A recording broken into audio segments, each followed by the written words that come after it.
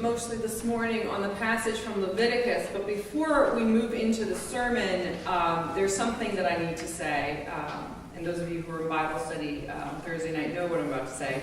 It's something that I say every time this text from Matthew comes up.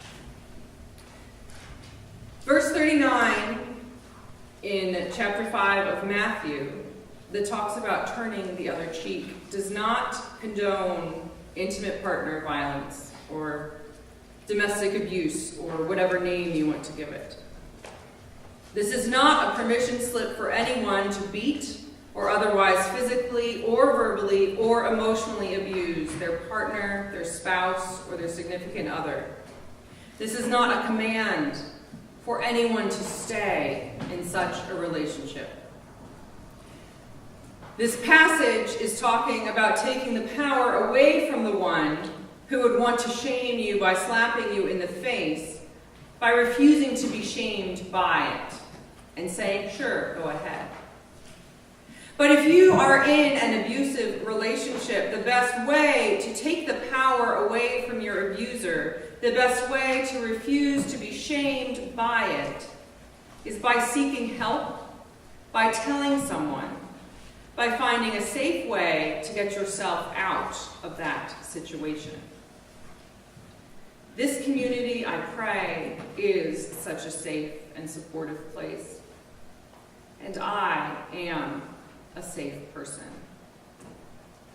There is no shame in asking for help, and God does not wish any of his beloved children to be living in a situation of fear, violence, oppression, or danger of any sort.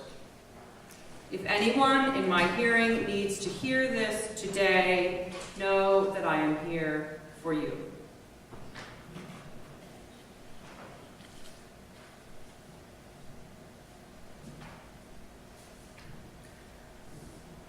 So, Leviticus. It's a book of rules, right? Remember when I was little and paging through the Bible, found rules against mold and random prohibitions, and Leviticus, what does this have to do with us today? Well, our passage from Leviticus begins with God calling God's people to be holy, as the Lord our God is holy. So what does it look like to be holy? Verses 9 through 11 say, when you reap the harvest of your land, you shall not reap to the very edges of your field or gather the gleanings of your harvest. You shall not strip your vineyard bare or gather the fallen grapes of your vineyard. You shall leave them for the poor and the alien. I am the Lord your God. You shall not steal, you shall not deal falsely, and you shall not lie to one another. God is commanding God's people, and we are God's people, to not withhold that which we might think of as our own property or assets from those who need it, specifically from the poor or those whose country of origin is different from our own. We are, I assume, all familiar with the Ten Commandments. Yes, heard of them? Not the Charlton Heston movie, but with the list. And the seventh commandment, that we should not steal.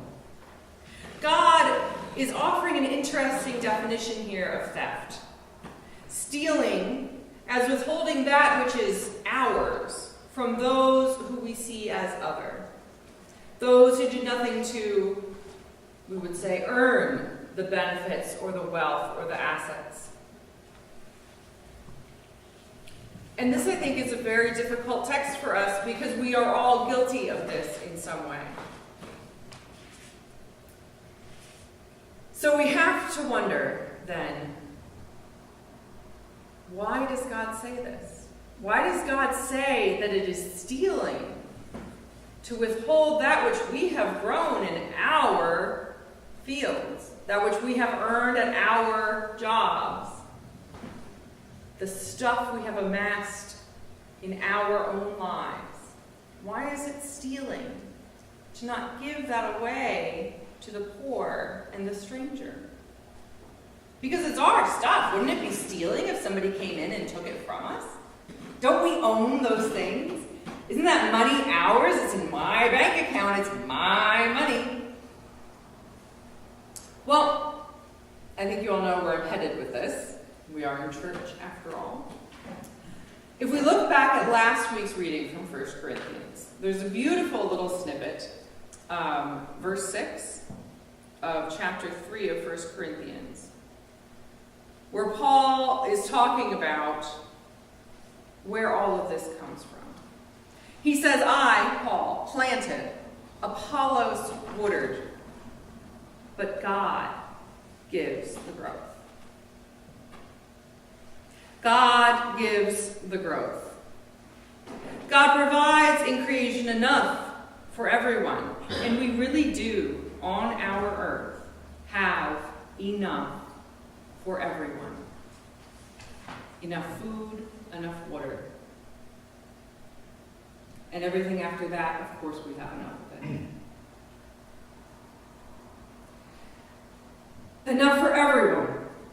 And God calls us to distribute it according to need, not according to human definitions of ownership. Everything that we have, everything that we have earned in our lives, is best understood as a gift from God. All these material or financial or otherwise temporal gifts we have received that we might share them with others. And really, why shouldn't we? Because they are nothing compared to the greatest gift that we as Christians believe that we have been given by God. In baptism, we have been given eternal life, forgiveness of sins, salvation, unconditional love from the Creator of all things, from the Creator of each of us humans on the planet, regardless of nation, faith, or immigration status. We have been given a gift that we as Lutherans believe there is nothing we could ever properly do to earn. And yet God gives it to us freely, without asking for a resume, an asset test or a means test, a drug test or a virtue test, or any sort of papers or documentation. God is the proper owner of that salvation, and God freely offers it to us.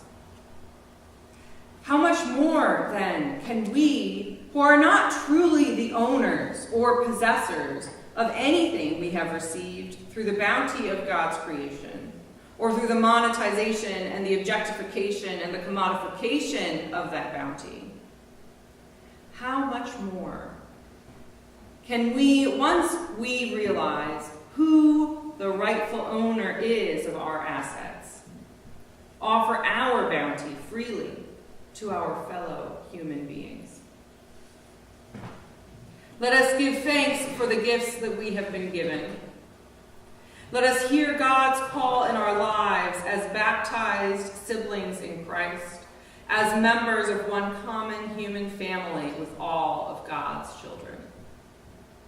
Because as we were reminded in Matthew, God makes the sun rise on the evil and the good. God sends the rain on the righteous and the unrighteous.